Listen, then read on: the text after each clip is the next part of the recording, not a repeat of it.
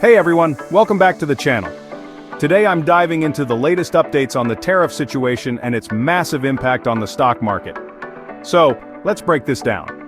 First off, President Trump recently decided to put a 90-day pause on his reciprocal tariffs.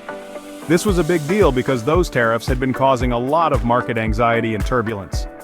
On Wednesday, the S&P 500 saw its most significant single-day surge since October 2008, jumping a whopping 9.5%. Investors clearly breathed a sigh of relief, but let's rewind a bit.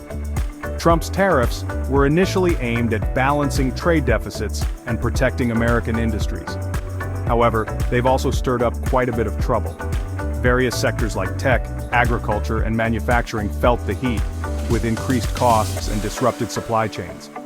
Now, with this temporary reprieve, the markets responded positively.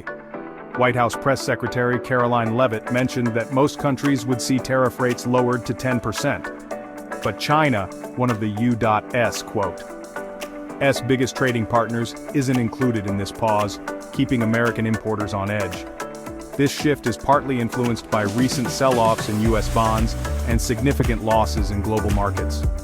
Trump himself admitted that market turbulence played a role in his decision, saying, "You have to be flexible."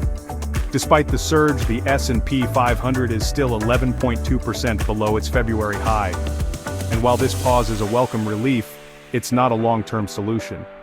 The future of global trade remains uncertain, especially with tariffs on Chinese goods still at 125%.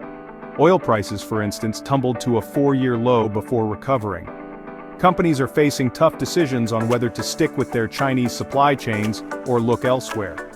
The next 90 days will be critical in determining the direction of global trade and the broader impact of Trump's policies.